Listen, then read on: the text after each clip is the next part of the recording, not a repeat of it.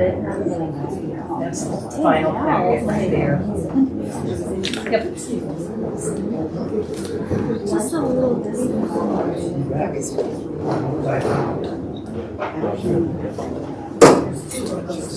Now I'm wondering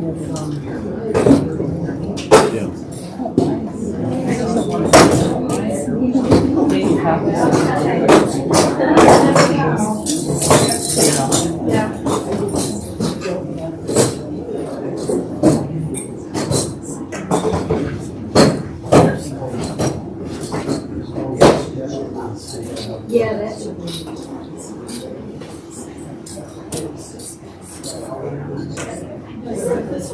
Nice name placards. Yeah. Well, they're nice because they're light and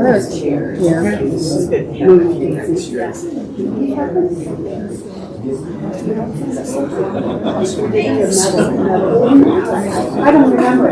I don't think it was really important. I thought at one point we made Wednesday, but those were.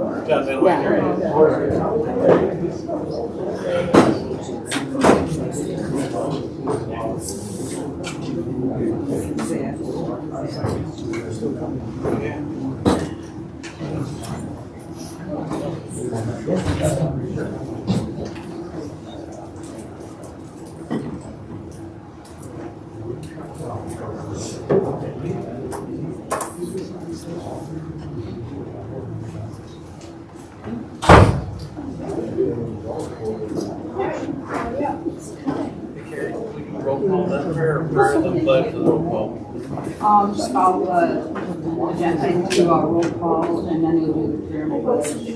I just wanted to make sure. Yeah, we'll do that after the roll call. I don't think it should be. It's a number to each other. I think they'll break them up.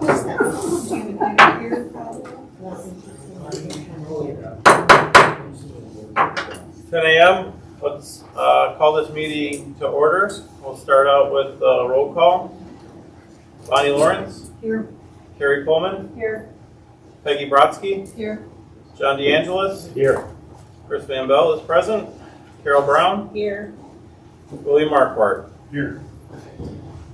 Kari, would you lead us in the prayer and then follow with the pledge?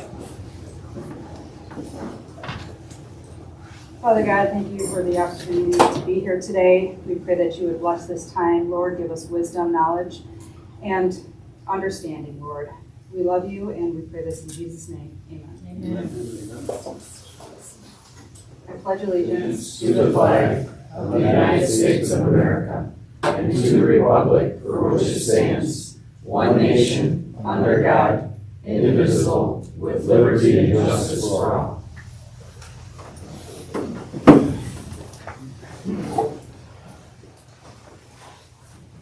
All right, do we have any additions, deletions to the agenda?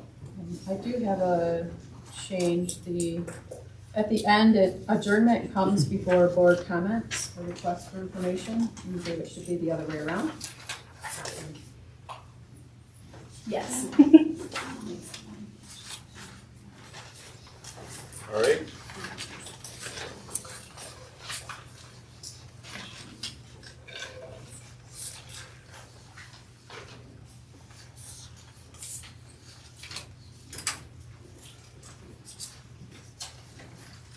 Was there anything else? I don't have anything else.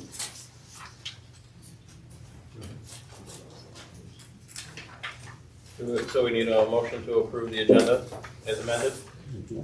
I'll make a motion to approve the agenda as amended. Yeah, I'll second it. All in favor? Aye. Hearing all ayes. It is passed. The consent agenda.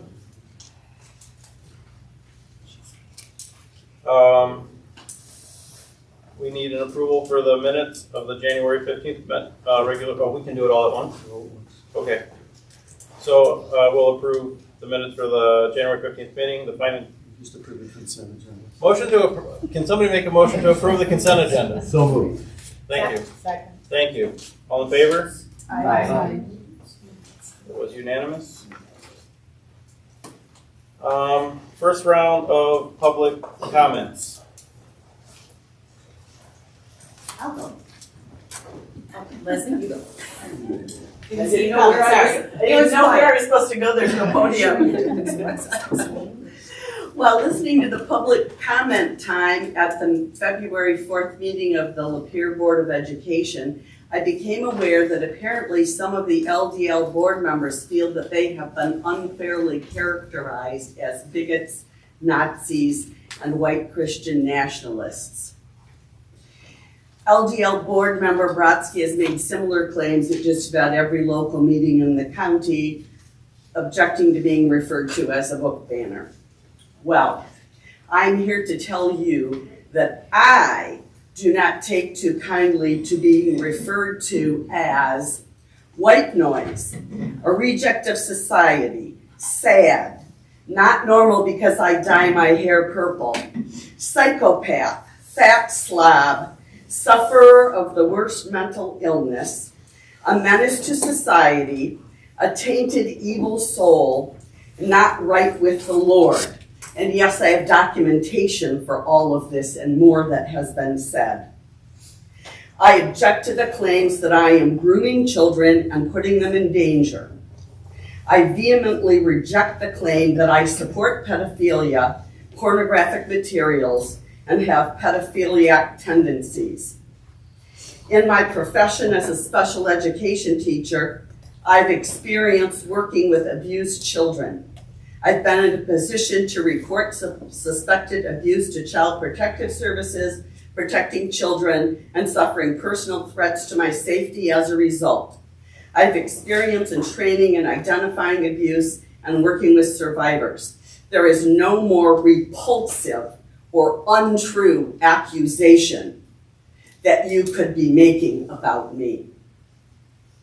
I warn you that if members of this board, their spouses, or their podcast partners ever dare to call me a pedophile again, you will be hearing from me.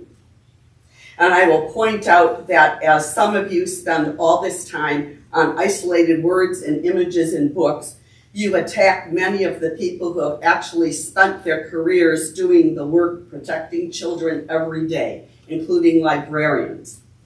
And FYI, Trustee Carol Brown talked publicly about watching the show Seventh Heaven. It didn't take me very long to discover that the lead actor in that show admitted to sexually abusing children. So who actually supports pedophilia? Some of you need to look in the mirror.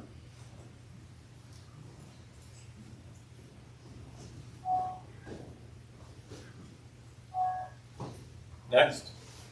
Anybody else? Go ahead. I'm Susan Huff from Metamora, and I'm going to speak first for Fight for the First Lapeer, but I'm going to make that very clear because some people have trouble determining when I'm speaking for myself and when I'm speaking for Fight for the First Lapeer. So I would like to tell you how pleased we were to have the first showing here in the Lower Peninsula of the Librarians film on February 1st, an outstanding documentary that we showed at the Pix Theater. This award-winning documentary tracks the beginnings of the current wave of book challenges, restrictions, censorship, from its beginning in the schools of Texas, and how librarians have been at the forefront of attacks by the far-right groups promoting this agenda. We had over 160 community members in the theater with us that day to watch that filming. We had a question and answer period following with expert librarians Danielle Brigatti, Brian Cloutier, Melissa Malcolm, and Aaron Schmunt. For those who missed it, the film is currently available to stream on PBS, and if you don't have PBS access, we hope to be able to offer it as a free screening later this year. Now I'm going to switch hats and become Susan Huff, and you'll notice I also switch pronouns when I become Susan Huff, and I use I instead of we. I am looking forward to the arrival of the new director, Stephen Bannister. It is my sincere hope that he will be able to help this board return to its work as a governing board. Without a director, The board majority has inserted itself into day-to-day operations and spoken repeatedly, both here and at other public meetings around the county, against the community's right to access materials in the LDL collection. In the pursuit of personal agendas, several of you have suggested books in the LDL are harmful to children, while accusing LDL librarians of grooming children and transferring sexually explicit materials to minors. And now, just like in the librarian's film, some of you are involved in a flanking maneuver in our schools' libraries. By discussing specific titles in the LDL collection and declaring that they need to be censored, you've contaminated this board. If any of those titles should be subjected to a reconsideration request, you will no longer have any credibility as an unbiased board to hear a possible appeal. I am looking forward to Mr. Bannister's arrival, and I'm hopeful that he'll guide this board to become a body that serves the entire community, every member of our community, not only the Malibu Barbies, but those of us with gray and pink and purple hair as well. Thank you.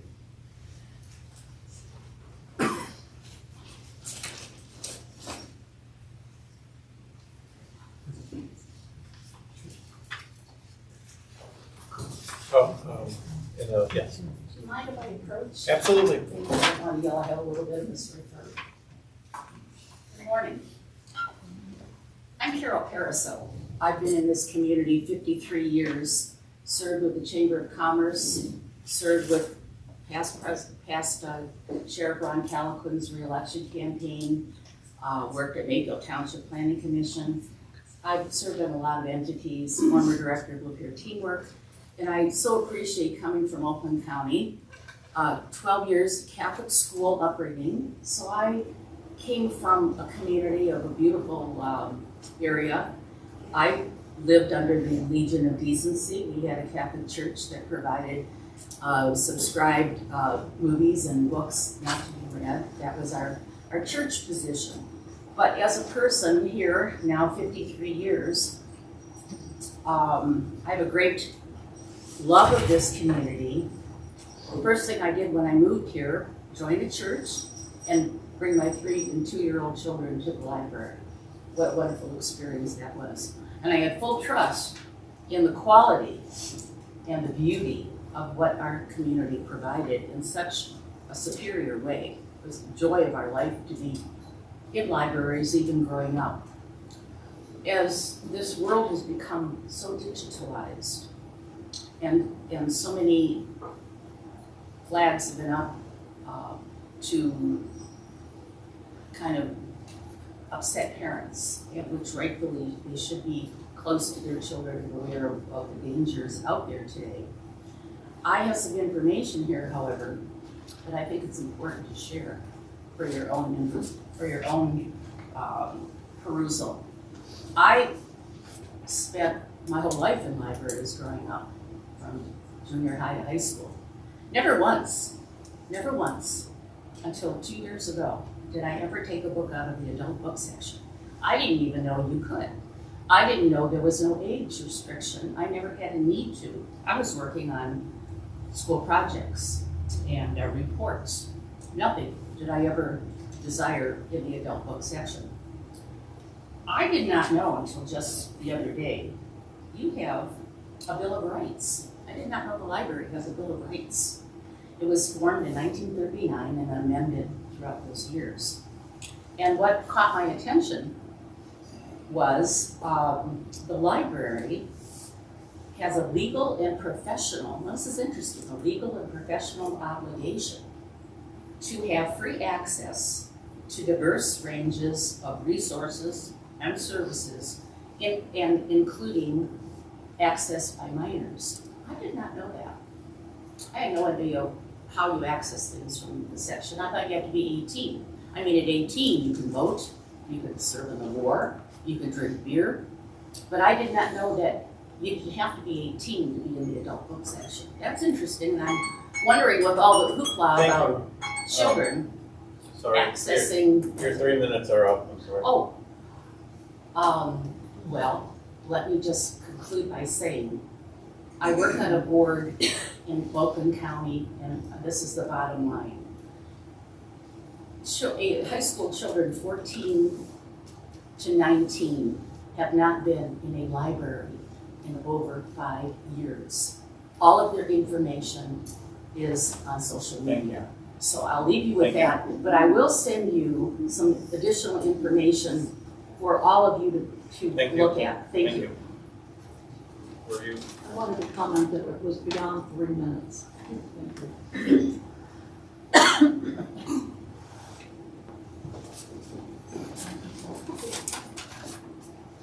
Around the Lower Marathon Township, words. We've heard a lot of words used in the last 2 years of debate about books. Words like lesbian, gay, transgender, sex, race, and slavery.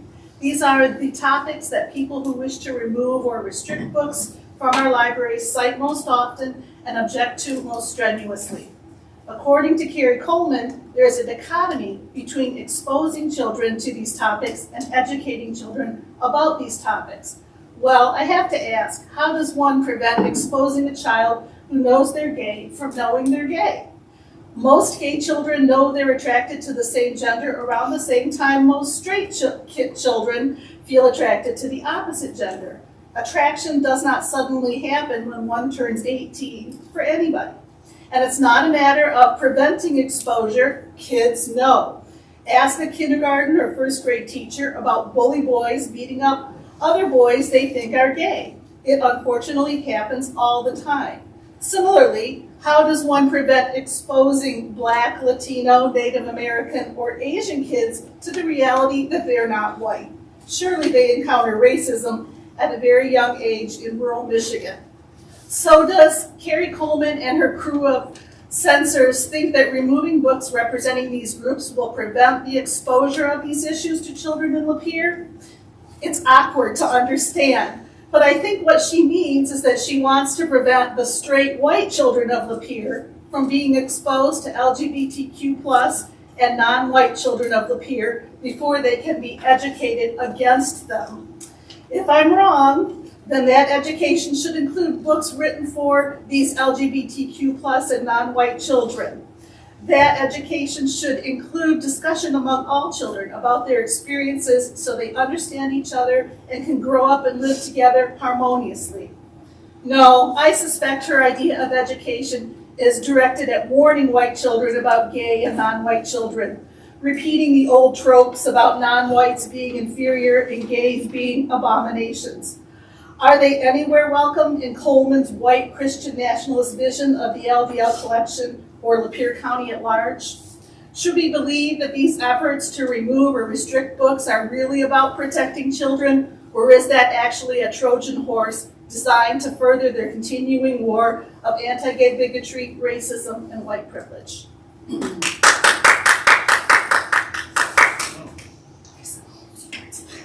Karen Borshako, Metamora. About a year ago, I made public comments about Kari Kohlman. I described how she got here, appointed by the county commission while her husband Tom presided as chair, which I see as unethical. I detailed the Kohlman's use of the Lapeer County Tribune, a media outlet they owned and Tom wrote for, advertising their business within the articles they published, stoking controversy about the LDL, a grossly unethical conflict of interest. Kari Kohlman has yet another conflict of interest, her podcast. You can find it on Rumble, the MK Ultra podcast. In episode 31, Kari and her co-host Michelle flippantly and sarcastically talked about Kari's position as chair of the LDL Board. This is yet another monetary venture that Kohlman is using to build her brand and political reputation, yet another unethical action. She currently has 72 followers, but she talked in a later episode about wanting to be picked up by major podcasters. I'll focus on the last 12 minutes of episode 31. I reminded that Kari and other members of this board want trigger warnings on books for language and sexuality. In the last 12 podcast minutes, Kari and her co-hosts used no less than 33 swear words and 3 genital vulgarities. Yet, there were no warnings on the podcast. What if someone thought Kari wearing a Jesus Make America Godly Again t-shirt was going to make the podcast safe for children? But far more disturbing to me than the language was the remarkably childish demeanor of the two women. Their sneering facial expressions as they made fun of people at these meetings and people they encountered in public. These women who claim to be Christians and superior human beings ridiculed weight, clothing choices, and seemed amazingly fixated on dyed hair, although Michelle's hair goes from black to blonde in the podcast run. These women made personal, vulgar attacks that many teenagers I know are too mature to make. I have a transcript here, but no reading of the lines can replace watching these adult women calling people rejects of society, psychopaths, fat slobs, grooming children, pushing children into pedophilia, and crazies that Kari was happy to introduce Michelle to the next day at the October LDL meeting. Kari mentioned free speech, saying that she has it too, and if people say things to her, then she can say them back. She said this to me at the January meeting. Kari does have freedom of speech, but I also have the freedom to say that her podcast reflects poorly on her role as trustee and on her basic functioning as a human and proclaimed Christian. She must follow a very different Bible because the ones I have say to turn the other cheek, which would at least show maturity. In the January 21st meeting and today, Kari had the gall to pray. Pray for this board. I will never pray with you. Kari, I'll end with the words of your co-host Michelle as she addressed this board on October 16th, accusing teachers and librarians of pedophilia. I'll pray for their tainted, evil souls that one day they get right with the Lord.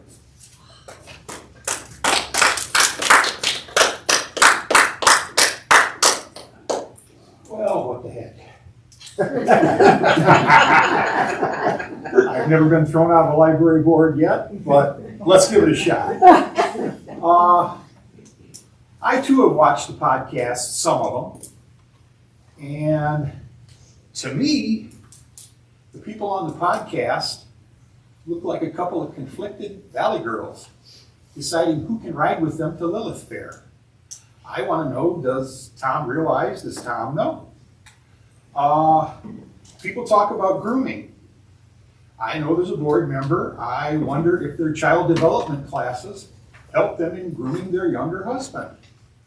There's another board member who has, and this I have to stipulate because it's rumor mill, has made reference to Miss Huff touching her at a school board meeting.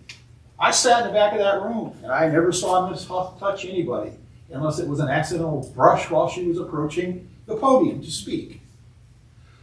All of the board members, I'll retract that, not all of the board members, a number of board members whine that we must ask for permission to approach. Well, if you are that paranoid, scared, upset, whatever you want to label it, then we have to ask permission to approach a board member that is supposed to be dealing with us, talking to us, and serving us. What the hell did you take the position for?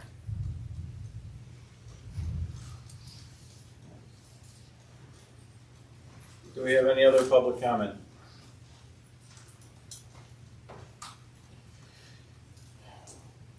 Seeing none,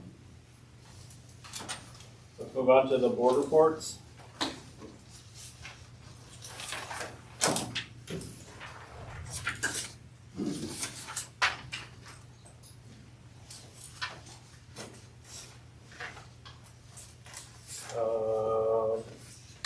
Treasurer, the bills to be paid?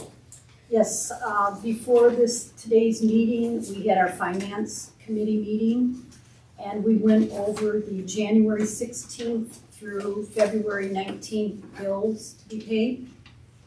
In general checking, we started with check number 15901 and ended up with 15923. The amount for that general checking was $36,056.88. The next part of the financial report is the online banking, which is also through the checking account.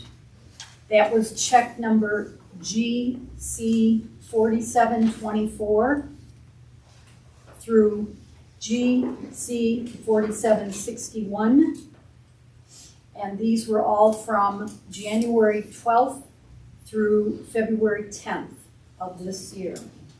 And that was for $18,514.81. When we total those two accounts, It is $54,571.69 for checking.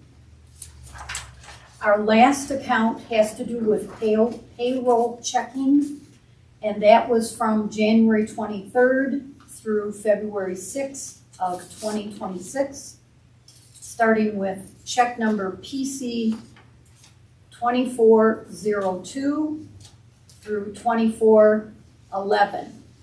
And that was for the amount of $82,461.32.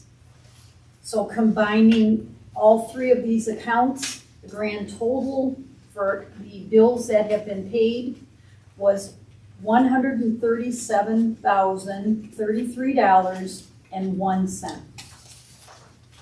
And I also wanted to state that we will be having an additional finance committee meeting on Monday, March 2nd at 10 o'clock at the Lapeer District Library Administration Building. And that will be to go over all the checks from December, because we realized that we had not done those because we had no December board meeting. So we will do that on Monday, March 2nd. And then for the other bills that will probably be from the end of February through March, we will have that finance committee meeting at 9 o'clock before the regular board meeting in March. I believe it's March 19th. Thank you. The bills to be paid. We need a motion and a second. Okay. Bonnie to make the motion. Can you make the motion on the bills to be paid, please? Okay, I make a motion for bills to be paid from January 16th through February 19th, 2026. I'll second that. Wait, actually, it's January 12th is one of the bills. One of the ones paid on, yeah, I'm just looking at the top of it. Thank you, January 12th. And you I'll second it, yes. support that? All in favor? Aye. Motion carries. And then that was also your finance report. Yeah. I saw that. Can we have a motion to, I'll make a motion to dissolve the personnel director search committee. I'll second it. all in favor of dissolving the personnel director committee? Aye. Any opposed? Motion carries. Was there any, should I do that before? Or do we do these two first? The unfinished business and new business, or one assistant director? Or should we do that? Okay, was there any unfinished business? Actually, I do have something. I talked to Mr. Womack about their facility, Yes. and they're limited on the amount of chairs they have there, Okay. and they only have about 35 chairs, so I don't think it would be acceptable, because sometimes we have more people than that to show up at a meeting. Yeah, I think that would have even made today interesting. Yeah. Okay. And where was that? City Hall. Oh, city. Okay, thank you. Okay, thank you for doing that research. Oh, you're welcome. Is there any other unfinished business? Do we have any new business? There you go, we'll keep on going. Can I get an assistant director report, please?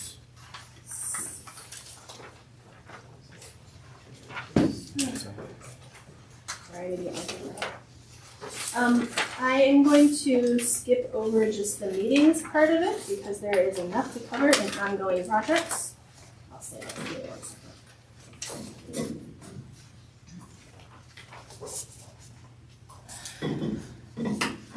So the first one on here is we finished our 2024 state aid.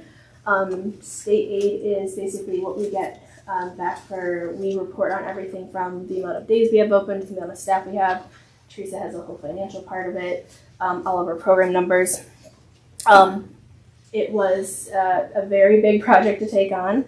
I am working on some ways that we can make it better because we have to report from basically 2 years before.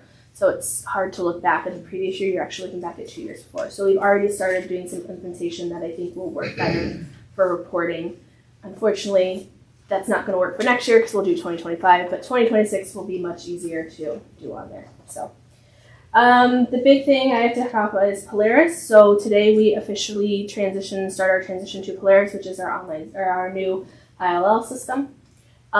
So as of right now, we do not have access to our old system. So we can only check out items to patrons.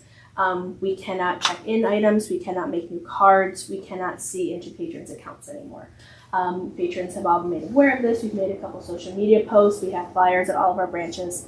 I'm kind of putting out some flyers, so I had to run away. We're checking to see which things are working.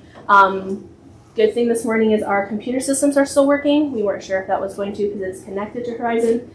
I do believe that our mobile app is going to be down. So that was one we were hoping wasn't going to, but we do think that is going to be down for the next week at least. So we go live with Polaris next Thursday the 26th when we will be closed Thursday and Friday. The entire day on Thursday will be devoted to checking in items and learning the system. And then some branches will be going back to their own branches to take care of the items they have been waiting over the previous week. So we are just going analog with the check-in. Polaris did have an offline option, but it was going to be very complicated for us with multiple people at different branches. So we are just using spreadsheets for the checkout for patrons right now. So go live is the 26th. I am keeping updated if there's anything that's not working. Like I said, the mobile app was kind of a letdown. I did test last night that Hoopla and Overdrive are still working, so there shouldn't be any interruption with e-services. Just the mobile app because that is directly connected to Hoopla, or connected to Horizon. Unfortunately, I don't have much information about the new mobile app from Polaris. They're kind of putting a lot of stuff on hold because they're trying to focus on getting Polaris live. I've asked them a couple questions about our website, the patrons accounts and children's accounts on there, and they've kind of put that all on hold because they're just trying to get it to go live. So I have follow-ups with those. I will let you know when the mobile app's back. But we've also been preparing for Steven. We've been sending him papers on what he's asked for. We sent him schedule stuff, pay stuff, anything to do with policies. He's got our manuals, all of that. I do plan on emailing him tonight just to let him know about the planned closure next week so he kind of knows what he's walking into. But a lot of staff is excited to be able to see him during that closure because they're coming both days. So, and we've set up his email account is all set up. We're getting his window set up. Trace has to take care of him on the paychecks, benefit side, all of that. So we're doing summer reading planning. During the finance committee, we actually just did our first check for summer reading. So we have people booked out through summer. Most of our branches are pretty set. We are just looking to fill in certain gaps, and I am still waiting to hear back from the Lapeer Community Schools if they're able to offer lunch on the lawn. So that decision is usually not made till later in time when they know that they have funding and they can look at the sites they have available. So it's not, I learned from Mary, who was our former children's director, that it's not uncommon to be this late in the year to hear about it because they have to make sure they have their bases covered first. So. And the good news is, as I've been talking about, we did receive the $10,000 for the Carnegie grant. So the paper that came with it was very explicit that it had no strings attached to it. It didn't have to be used for anything specific. As I talked about, our plan is to make sure it is at least used at DeAngelis since that is the Carnegie building. So there's no time frame on it. It doesn't seem like I need to report anything back. I still want to look through all the sections of it to make sure there's nothing. But we got the check, so I was just waiting for that part of it. Wow. Yeah, that'll be really nice. I think we're going to try to balance it out between furniture and just some upkeep in there. There's some areas, and we always put upkeep into our budget, but there's just some areas that could use a little bit more love up in that area. So. And then acquisitions in Polaris. So I had last Friday was the last day that I could do orders in Polaris. And due to an error in a document that I was sent, I thought I had till Monday. So I sent in 17 orders on Friday to make sure they were in the system. So those books are going to be coming in. We can't put them in the new system yet, but that will give us time to process them. I don't believe patrons will see a drop in new books coming in because we have had a lot go through. Cheryl, our processor, has been sending over about 4 to 5 boxes a day this week. So I don't anticipate there being a break in it, but until Polaris Acquisitions gets up, which will probably be the first week of March, we can't add new books into the system. So, any questions about any of that stuff? I know I talk fast, so. Well, this is along the lines of Polaris. I sent you an email about, last month you came with a chat that you had with a representative. The website, yes. Yeah, and then you asked me to resend my question about the choosing that adults can choose from 2 levels of permissions. Yeah. I think it was Michelle who's in that chat. Mm-hmm. She has sent me to a different person who has told me that will come, they can answer that question once they get our site up live. So I need to get back with him and I will check with him about that. Michelle is like our overall vendor. Okay.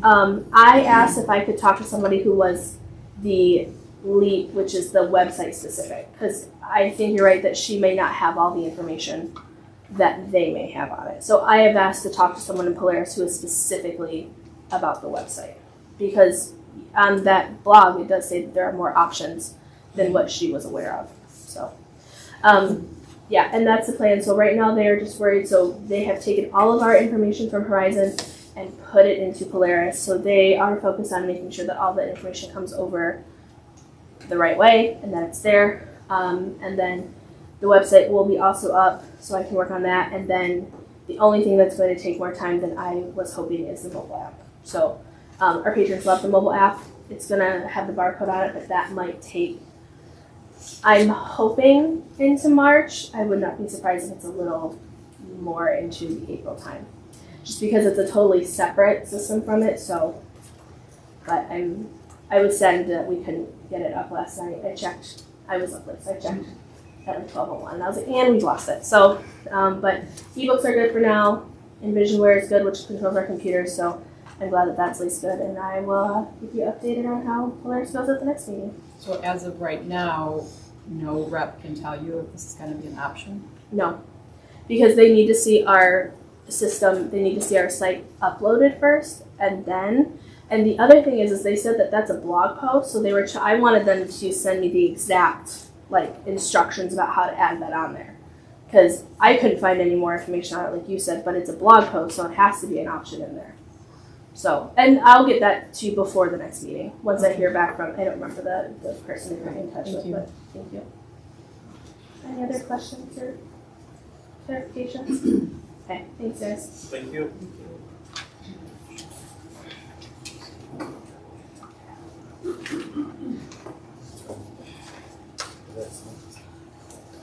All right, we are on to our second public comment. If you have not spoken, you can have 3 minutes.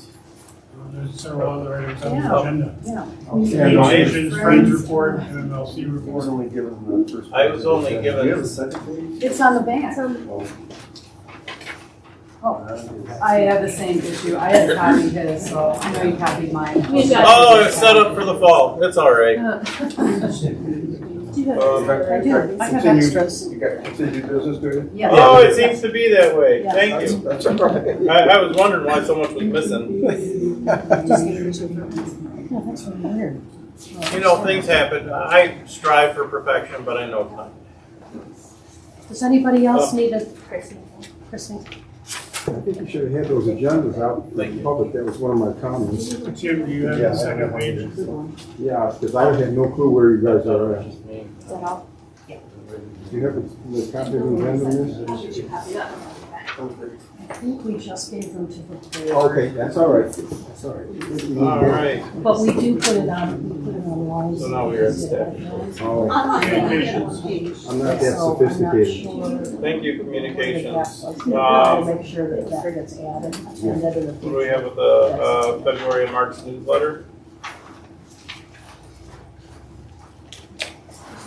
And those look pretty good. And the January circulation. Friends report. So the Friends report is only done on the 3rd, 6th, 9th, and 12th. Oh, sweet, thank you. Is it okay to ask someone, is anybody here from the Friends that would mind answering a couple questions? I could just report they're doing a great job of reading books at the library because we picked up 31 boxes the other day for the book sale. Julie also had a deadline. She had to get them out of the system by that Friday, so. I was hoping Brian would be here. I wanted to ask, I know he's the president now, right? Yes, yeah, so. Okay. I haven't been able to find the 501c3 papers for the Friends, and I just wondered, do you guys have a copy? Would you mind? We have a 501c3 paper. Okay. Any particular reason you? I just wanted to see who was on the board and see 50 if Brian years ago? was. If Brian, I'm sorry, what? I'm sorry, what? Who the members were? Probably you should ask the president. Right, but he's not here, so you don't want to answer that then? Okay. Oxford Library is where you'll find it. Okay, well, I know you guys recently had a couple donation days too. We have a donation day every month. Right. Have any of those books been donated to the library? The books that you got? A lot of them come from the library, but the public books, staff are always welcome to come and, pick out books and put them on the shelves. Once in a very great while, we've had that done. It's not real easy for them to do that because there's just stacks of boxes. But they're welcome to pull any books for the library that they would want. So that's how that would work. You would take the donations and then the staff would come pull what They books would have to want? come after we get them sorted and put on the shelves. Okay. Because that's a little different than what I heard before. I heard that the Friends kind of goes through them, and if there's a particular book that's in really good shape and they think the library would want it, that they donate it. We've done that. I think Kara said there's usually only like 5 donations a year or something. You don't get them. It's, we have had people who say, oh, maybe the library would like these, and we set them aside, but you're we not don't aware if do it's that specifically generally. been done recently or not? Okay, thank you. MLC report? No report at this time. The next meeting will be in May in Saginaw, and then the meeting following that will be right here at the DeAngelis branch in September. Can I ask a question, Bill? Yeah. So last meeting, you talked about wanting to be renominated. Can you explain your role a little bit better? I just don't really know what. Well, the MMLC is sort of it's cooperative, so member libraries get together periodically to discuss budgets, to discuss, Susan, feel free to jump in here and help out anytime you want to. Susan used to be our MMLC rep. But these libraries in the co-op act sort of in concert with the director, Eric Palmer, and then Irene is our liaison, I guess. Would you say you advocate for the library? Is that Yes. part of your role? Yes. That's for all of the libraries we're in the co-op. I can talk a little more about it. I was just at the MLC. So there's an advisory meeting before, which is the library staff who comes. And the board will vote on approving the budget. They approve the directors. They also will, I guess approve is the right word, approve any libraries withdrawing from MMLC. So the September meeting is when, so there's a March 31st is when libraries have to decide if they're going to stay in MMLC continuing. Like Bill said, it's a co-op that gives us access to things we wouldn't normally have part of. Unfortunately, there have been libraries leaving because they have been joining other co-ops recently. So I do know of another library that will be leaving. They plan to. So we should know that by the May meeting. And then the September meeting will be very important because that's when the board will choose to accept their leave. And that's the one that's here, or at Lapeer, right? It's the one that is at DeAngelis. So Yeah, it is going to be a very interesting meeting. Lucky you get that one, right? I do believe the May meeting, if I remember correctly, is closer. I don't think it's Saginaw this time. It might be Almont or one of the other libraries, so I can let. There is a subcommittee meeting in Dryden, Okay, it might be Dryden that he was which talking happens about. before the meeting in August. Yeah. or- The board meetings May. are open to the public. Our advisory meetings aren't, but those ones just happen.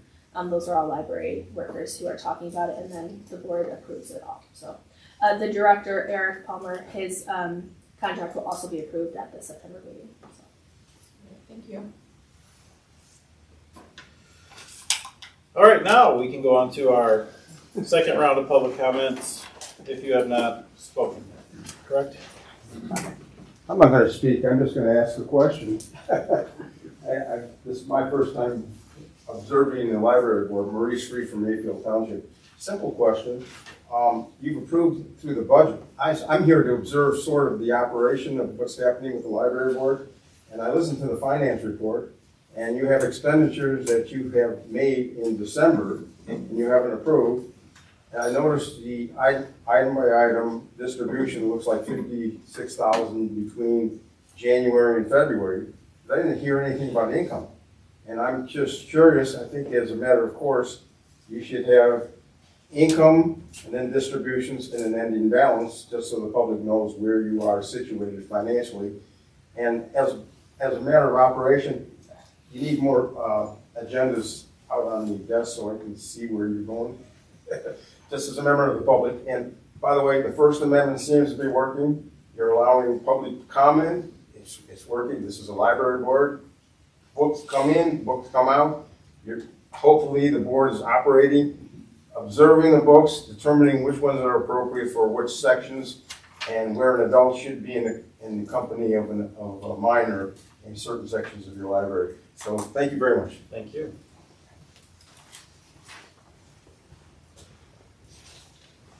Do we have any other public comment?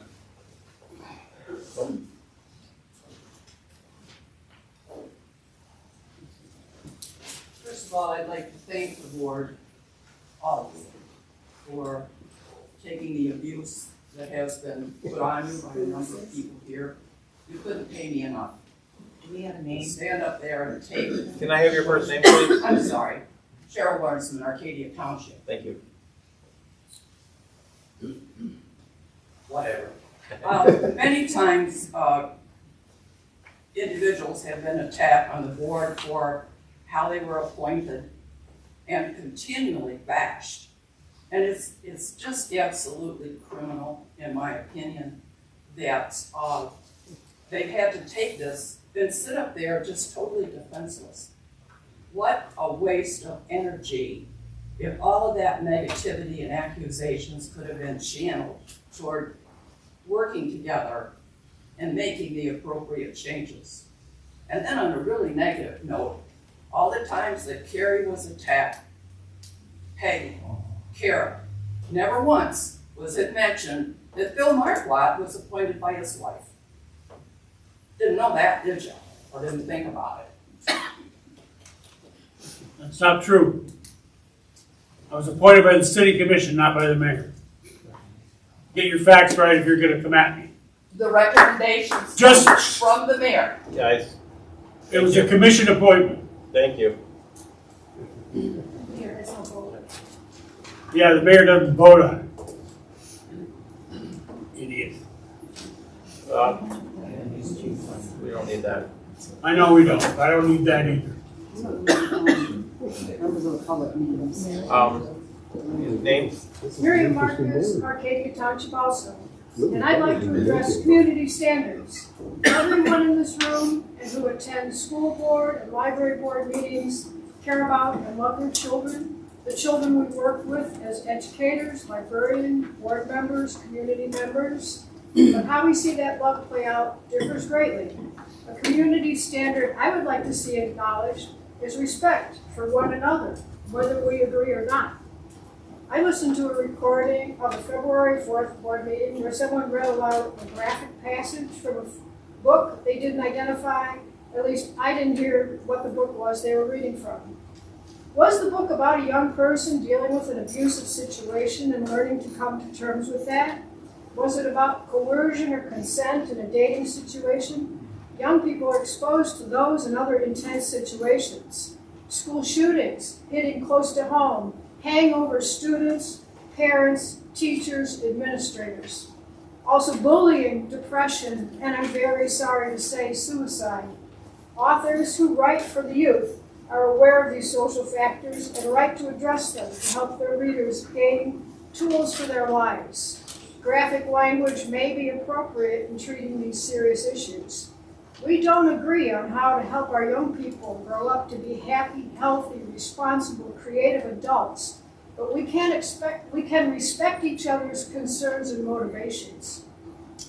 I respect your concern and motivation, and I would like to hear that part of our community standard. I have a Dutch friend who tells me that in the Netherlands, sex education starts in elementary school. They start early to teach kids about healthy sexual relationships, contraception, and consent. Children learn at an early age to talk about these issues without shame. She says this is very important because sexually abused children need to learn to speak about this crime and not feel isolated and confused. They also have the lowest pregnancy rates in the world. Community standards are not owned by a single viewpoint. I acknowledge the difficulty in finding common ground on these emotionally charged issues. Best to all of us on finding a way forward that will serve the young people we love and give them the tools they need to meet these challenges, their challenges in the world. I think it's interesting to be arguing about over what books kids can read, because I thought the question had become, do kids read books at all?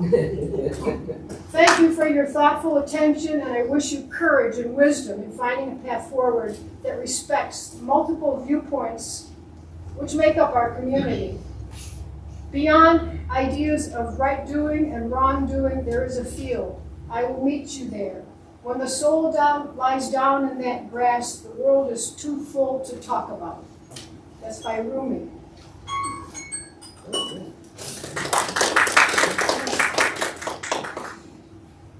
Do we have any further public comment?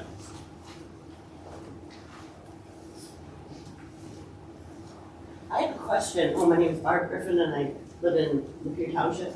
I don't know if I wrote this down right, but last time you said that, have you guys found a director? He's actually sitting in the back and we'll introduce him in a second. Pardon me? He's sitting in the back and we'll introduce him in a second. Because, did I write down that, he's gonna be paid, now I feel cool. $100,000? $150,000, is that per year? And he has what kind of degree? I don't have that in front of me right now, but multiple. I thought last time you said he doesn't have a master's. He's working on it. So he has a bachelor's, and he's gonna make $150,000 from his first job? No, it's not his first job. Yeah. Oh, okay. Bachelor's, a master's in library. Oh, it is a master's of library science? He has it. He was pursuing another degree over and above that. Oh, okay. I apologize. Did we have any other public comment?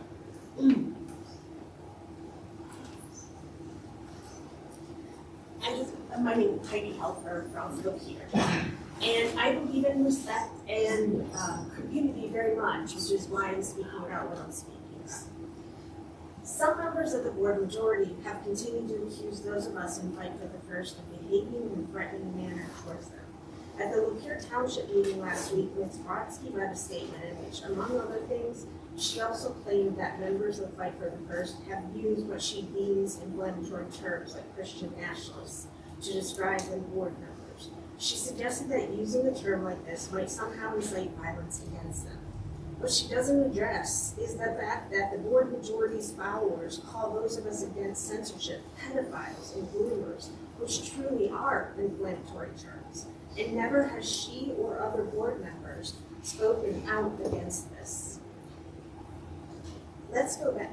Oh, sorry. Ms. Brotzke and other members of the board have been and are using the tactics of bullies, one of which is accusing those they perceive as adversaries of doing what, in fact, the bullies themselves are doing. such as being threatening. The accusations bullies make are Heidi, I often- can't. they're- Can you step up? I can't Oh, I'm hear sorry. you. It's okay. Yes. Thanks. Speak a little louder. Oh, I'm sorry. Okay. We don't bite. Microphones are so. Let's go back to March 2023 before heated discussions became the norm at LDL meetings. Prior to the upcoming meeting at that time, there was a social media post made by Ms. Kohlman and her husband, who was a county commissioner at the time. That was alerting people to the meeting, and the post gave the when and the where of it. In the post was the following: all are welcome from across the state. Let's show up and be loud. Wanting large numbers of people to show up at an event, not caring whether or not they have a vested interest in what they're showing up for, and then also encouraging them to be loud, definitely is a recipe intended for intimidation. And this is very much in line with what bullies do. Also, for anyone thinking this is silly to bring up as an example, consider how the pro-censorship people would react if Fight for the First posted something like this. By the way, that meeting coincided with a local prosecutor threatening to arrest the library director at the time because she was doing her job, which was to make sure patrons had access to books despite a faction believing they shouldn't. The director knew that it wasn't ethical for one group of people to determine what another group of people should be allowed to read. And interestingly enough, Ms. Coleman's post that I mentioned earlier also referred to this situation and said, support and encourage Lapeer prosecutor. And also, be sure to shake his hand and say thank you. So we have on the library board someone who has fully supported the intimidation of a library director. Fast forward to July 2025 and the LDL meeting then. It was particularly well attended and quite contentious. People on both sides of the argument were being vocal. But after a couple anti-censorship people spoke out, Mr. DeAngelis decided to call the police, though there was no actual threat or danger. A while after this happened, he spoke about it at the county commission meeting. The board members there asked him about it as they saw no threat when they watched the video. Mr. DeAngelis said, and I'm paraphrasing, he hadn't felt in danger, but the police presence kept things more orderly. There you go. Do we have any other public comment? Excellent. Seeing none, I'd like to introduce our new director, Stephen Bannister.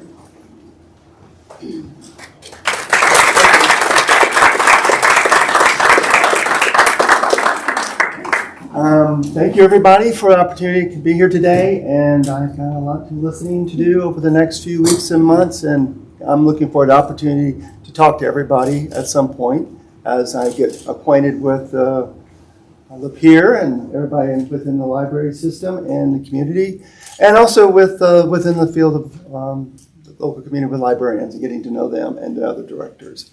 I think there's a lot of possibility and opportunities. Looking forward to that. I've been in the field for over a quarter of a century, particularly in academic libraries, but the last few years I've been in public library space, and I've enjoyed it tremendously. It was a career switch on me because I've been so comfortable doing what I've been doing in the academic world for a number of years. But I really do also think public libraries is where it's at. We're so important to the community. We're so important to the future of the community, for our children, and for all of us as a group. And I will be looking forward to a chance to talk to everybody over the next few weeks. And thank you again for the opportunity to be here and to serve as your director and see where we can go from here. And I think it's all nothing but up from here on out. So thank you again. Thank you. Thank you. What university were you at? What was your university you were at? I was at Minot State University for 8 years as library director, and I was also in Tallahassee for 4 years as director, and then in Germantown for 4 years. So I predominantly career has been in the academic side, but I decided to do something different, and I've enjoyed it. It's been a pretty amazing and a fun experience for me. Good luck. Congratulations. Thank you. All right. Do we have any board comment? Well, I'll start. Kari, do you have any? No, what I was gonna say, I guess it was already talked about. So, John? Yes. Bill, that's totally inappropriate for you to call somebody an idiot, who I happen to know and is far from an idiot. You're on a board, I think you need to behave like you're on a board and not call people names. In addition to that, your wife did do the appointment, but she does not vote, you're correct about that, but she is the one that nominated you for this position, and then the commission voted on it. The same as with Kari, where her husband, I don't know He who. didn't even nominate me. I mean, I just put my And it was name voted in, on. and by he didn't the- vote. By the other commission, oh, and he didn't even vote. So, that's all I have. Thank you. Peggy? Yeah, I have a few things to say. Just briefly, I want to address some of the things I heard during public comments. The first speaker used my name, and then went on to say about names that she's been called.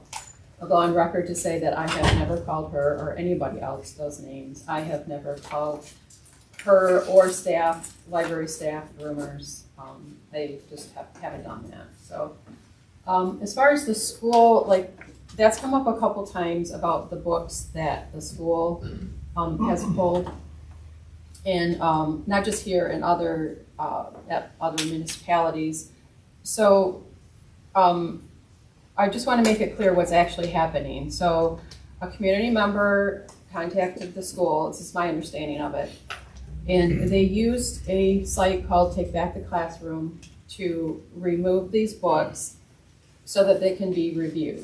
So the school has a protocol procedure already in place. So the books are going to be reviewed according to their policy and procedure. Whether they get put back on the shelf, I don't know. So that's what's going to happen there. I did go to the website and I looked at the books that have been pulled, because several times I have heard that the biggest percentage of them are LGBTQ books.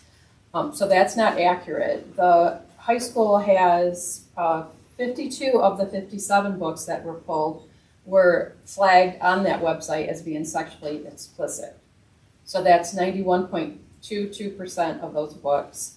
The books at Zemmer, there were 23, 17 out of 23 were flagged for sexually explicit. So that's 73.91%. There's one book at Roland Warner, and that was flagged for sexually explicit. So overall, it's 86.41% are flagged on that site for sexually explicit. So I just wanted to clear that up because it's coming up a lot, and I know the school and our library are separate, but it's being talked about a lot. So What was the name of that website? TakeBackTheClassroom.com. And then I do have something I want to read from the event at the Pix Theater. Actually, a couple things, and I'm sorry it's going to be a lengthy thing, but I feel it's important. I'm hoping next month, our next meeting, our director will be here, and we can all maybe take that as a fresh start and move forward and come together as a community. But this, I feel like the board should know and the community should know. And I'm going to read from, this is a transcript from the event at the Pix Theater. Fight for the First hosted it. And then there was a Q&A afterwards. And our board member, Bill Marquardt, was in the audience, and he made some comments that I feel like the board should know about. I'm reading from the transcript, so this is a quote. It's not everything he said, it's part of what he said. He said, "Right now there are two of us, Bonnie Lawrence and myself, who are the loyal opposition, if you will, to the far-right Christian coalition of folks that have been appointed by County Commission and by Lapeer Township. This library system needs your support. Those of us who are on the board, who will be fighting with these clowns for the rest of our terms on the board, need your support. We've just hired a new director. He comes from Germantown, Tennessee, which is a suburb of, I believe it's Memphis, Nashville, it doesn't matter. It's a public library, but that public library is operated by a private equity firm. This guy is not a public librarian. He is a public librarian who was contracted out to run the municipal library. That's the experience that he's bringing to Lapeer. If you are concerned about the Lapeer District Library, you better be concerned about who the new director is. And you better show up and fight with us, because this clown is going to be bad for the city of Lapeer and for Lapeer County and the district library. So that's something I hope, Bill, you can keep an open mind about and maybe judge him on his actions when he comes to the board. I'm hoping that we can maybe think about that a little bit and give him a chance. The other thing I want to read is, Brian is usually here at the meetings. I was hoping he would be here so we could have some back and forth about some of the comments that he made. But he's not here, but I am going to go ahead and read it. He sat on the panel, the expert panel. One of the questions, and I think this is important because he is the president of the Friends of the Library. So I think it's important for all the board members to know and for the community to know. So during the Q&A, the question was, what steps can we take to get back control of our library board, or at least remove those who want to censor the library? So Brian's response was, and this is quoting, gaining back control of your library is going to be a multi-pronged process. It's going to take a great deal of time, especially here considering the fact that we are now of a board that is almost fully overturned. We cannot give up this fight. Regardless of where they move the library board meetings to and what time of day they move these library board meetings to, I've made it very clear. I've been in the industry for 30-some years. I've been doing this for a long time. I have enough vacation time to go around, and I will follow them wherever it takes. Later on, he uses words like, we got to fight, this is a battle. I think this is important to know because as our bylaws state, the Friends of the Library, it's Article 2, Section 5, regarding membership. Friends of the Library, the board encourages the Friends in their advocacy and fundraising endeavors. Current library board members may not serve on the Friends of the Library Board, as doing so could create a conflict of interest. So I feel like I don't know what to do about it, but I feel like it's a big conflict of interest to have our president of the Friends, who is supposed to advocate for us, to be saying these things. That's why I brought it up to you, too, Bill, about your role as the representative for the MMLC. Your own admission is to advocate for the library, and I don't think your remarks at that event do that. There's another thing I want to read. In response to a speaker from the audience, this is again Brian's responses. In response to a speaker from the audience who suggests that to ensure book survival, you should check it out, you should read it in small groups, you can read it out loud, but not in the children's area. This is the audience member talking. She also suggested forming a book club and carrying the book around so that people can see you reading the book. Brian's response was, you have to be aware that the Lapeer District Library's new policies. They have recently changed their policies and behavior in the library to prevent you from being able to do a lot of those things that you are talking about right now. And as a professional, that is just outright appalling to me. So I emailed you guys a spreadsheet that I made. These are all the action items. There's enough here for members of the public if anybody wants one. These are all the action items that the board has done since I became a board member. I was hoping Brian was here so he could tell me which policy change he's talking about, because I do not believe that we have done anything that would prevent the things the speaker talked about. After he made that comment, the same speaker then asked two questions. She said, what was the new policy that you just referred to? And two, with the books that they want to take off the shelves removed, what books are they and what has been done with that? I found it interesting that there was a long pause. There was silence from all of those experts. None of them could answer that question right away. Eventually, the moderator asked if could somebody, answer that. Does anybody feel comfortable answering that? And Brian said, I don't have it in front of me, so I'm not going to speak out of context, but I will say it is available. You can look at the packet, the library board packet, and you can actually read it for yourself. But it does, from what I can recall, it does restrict that what you're allowed to do within the library and how you're allowed to read, and even to, what the nature of the context you're reading within the library. It's a lot more detailed than that, and I encourage you to read the policy on your own if you need an interpretation of that policy. Someone would probably be happy to step up and help you do that, or the staff, for that matter, would be good to go to, or the staff, for that matter. I'm sorry, that's repeating. I would even ask the board, go to the board meeting and ask them to interpret the policy, because they adopted the damn policy and they should know what it means. So again, if anybody wants to take one of these are all the action items. I use the minutes from our meeting, which are on the board website, so you can fact check that if anybody wants to make sure that this is accurate. But it's a big concern to me to have our president of the Friends making comments like this that are not true. It's misinformation. It's just so I felt it was important to address that. And that's all I have. Thank you. Carol? I am very appreciative, Peggy, for all the work that you're doing. Shame on me that I'm not doing as much as you are. I'm very impressed and thankful. The public and some members of the board, the language you're using is not very nice. The accusations are not nice or accurate or true. The battle that we have is a spiritual battle. It's not a flesh and blood battle against people. So I want to make that clear. That's my stance, and a lot of other people's stance also.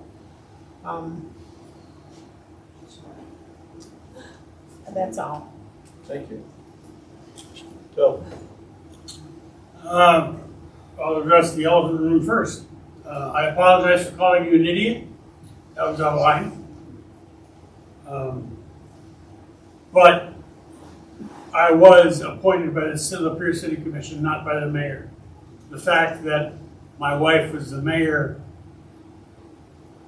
had absolutely nothing to do with my appointment to this board. It was done by the city commission.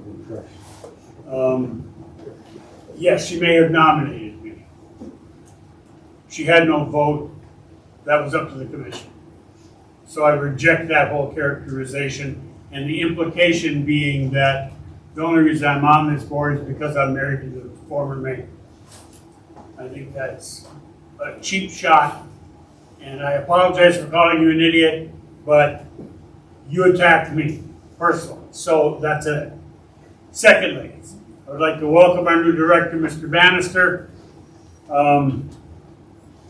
I do believe that you and I are going to have a come to Jesus, and soon. Some comments have been made about things that I have said, which are sort of, some of them are accurate, some of them not so accurate. But I think you and I need to sit down and have a conversation. But welcome. I look forward to the opportunity to work with you. And I hope you prove me wrong about it. What your background is and where you're coming from. Third, on my little list of things is our budget. Someone made the comment today that we should have an idea of how much money we're taking in versus how much money is going out. On a monthly report. On a monthly report. I agree with that. I think that's a great idea. I'm specifically concerned about our legal expenses. Yeah. We are spending a lot of money on legal expenses, and as near as I can tell, we are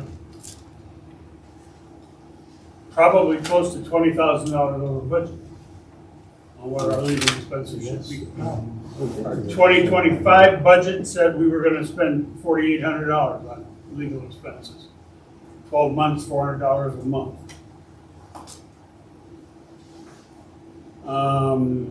We are well over $25,000 that we spent on, or are obligated to spend on legal expenses. Related to that, the attorney works for the board. The attorney does not work for any individual member of the board. If an individual member of the board is going to bring up an issue to the attorney, that should be done either by the chairman or by the director of the library, not by a board member. If the board member has got a question, refer it to the chair, refer it to the director. You're not in a position, and I'm not in a position, to ask questions of our attorney and incur legal costs for the entire library system because I want an answer to a question. That's not the way this is supposed to work. The attorney works for the entire board, not for individual members of the board. As far as appointment to the MMLC, and whatever comments I make, I have every right to express my opinions. I will continue to do so, and if other members of the board don't like it, there's nothing I can do about that. Thank you, Mr. Chairman. Thank you. Bonnie. Yes, I would just like to piggyback with what Bill just said about the legal stuff. Now that we have a director, all our questions should go to the director first in regards to anything legal. But what I would like to say is, in honor of Black History Month, here's a quote from the late Reverend Jesse Jackson. Never look down on someone unless you're helping them up. Another quote, this is from Mrs. Rosa Parks. I believe we are here on planet Earth to live, grow up, and do what we can to make this world a better place for all people to enjoy freedom. Thank you. Thank you. I think we've done well for comments today. Do we have a motion to adjourn? Yes. Follow up? So, Bill, moving forward, would you feel it appropriate to apologize to the board members for calling them clowns so we can start working together? No? Okay. All right, that's what I thought you'd say. Can we talk about, I do agree that running everything by you, Chris, would be a good idea. Questions for the board to the attorney, maybe maybe we have the same concern or question or whatever. I don't know, I think that's fine. But as far as running it, by the director first, I don't know if that's. Yes, it should go to the director first. What's your reasoning for that?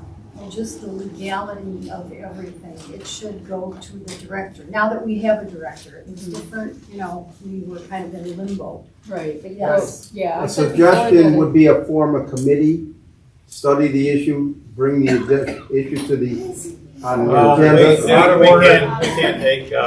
Well, I'm giving you a suggestion. Thank you. I did, Wow. yeah, and I did say that before, or not responding to that.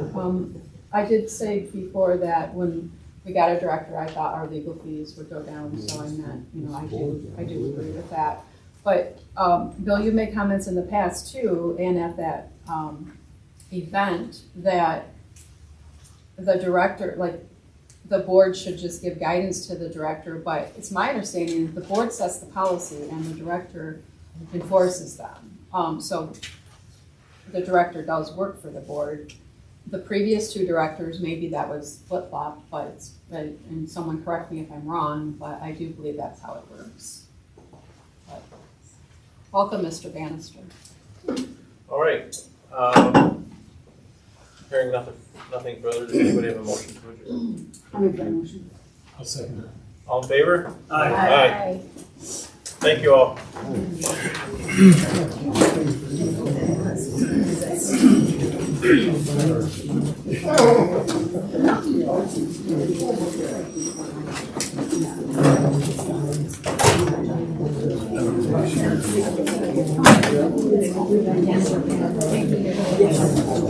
I forgot to do Given to me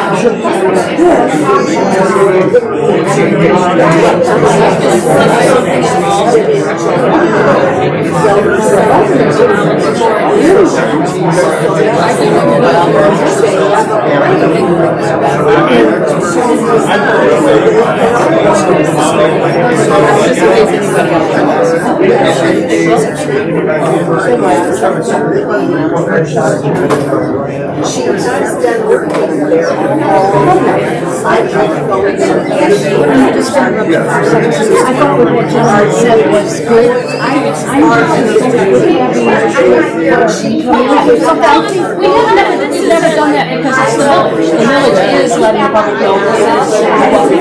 So we've never done it because we're not a Right. organization. But we can still say something, and I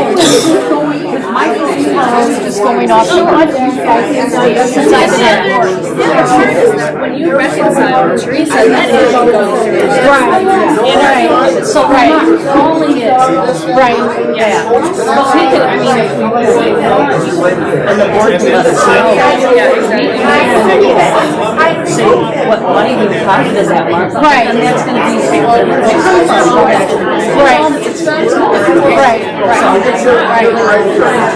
Which I did look at my millage, and it was 0.8. Does that sound right? We're talking about change it a little bit, but again, Basically, we mean by income because we're very. Oh, yeah. Well, yeah.